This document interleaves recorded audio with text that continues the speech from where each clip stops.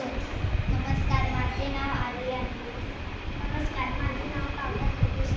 नमस्कार, माझे नाव आदर्श गोरे. कोकणामध्ये विविध प्रकारच्या उपयोगी भाज्या, फळे व फुले आहेत, पण ह्याचे महत्त्व इतर लोकांना माहीत नाही. यासाठी आम्ही मातीच्या चुलीवर कोकणी दर्गा हा महोत्सव आयोजित केला आहे.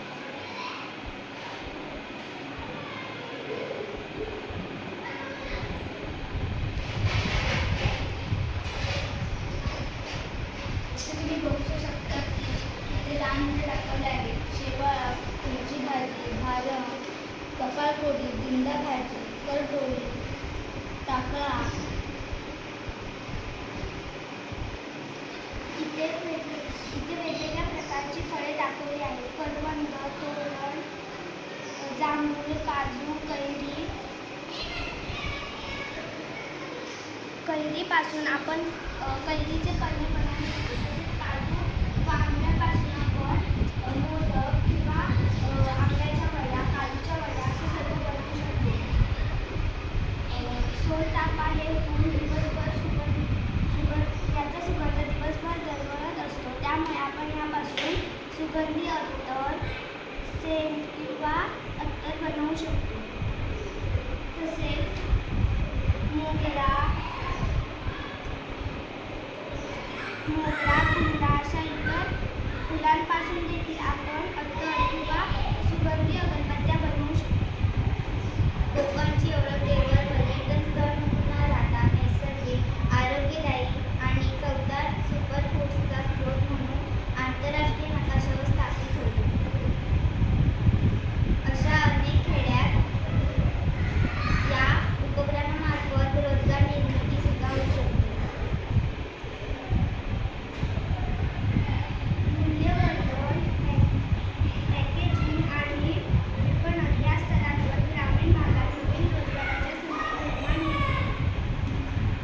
जांभूळ या फळाच्या बिया डायबेटीज म्हणजे शुगरसाठी अत्यंत उपयुक्त असतात. तसेच शेवळा, फुलीची भाजी, भारम या सर्व भाज्या आरोग्यासाठी अत्यंत महत्त्वाच्या आहेत. पण ह्याची माहिती कोणाला नसल्यामुळे लोक शहरात मिळणाऱ्या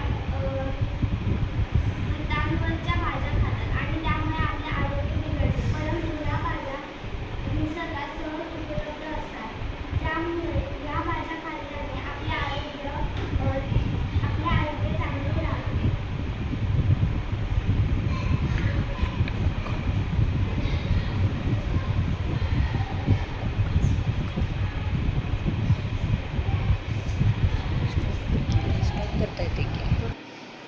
हा इलायची फणस आहे.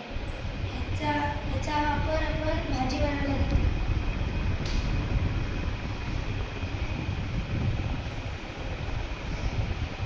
कोकमापासून आपण त्याची सालं काढून आपण कोकम बनवू शकतो. तसेच कोकमाचा आकार बनवून आपण त्याचं कोकम सरबत सुद्धा बनवू शकतो. कोकम सरबत गरमीच्या दिवसात कडक ऊन असेल तेव्हा थोडं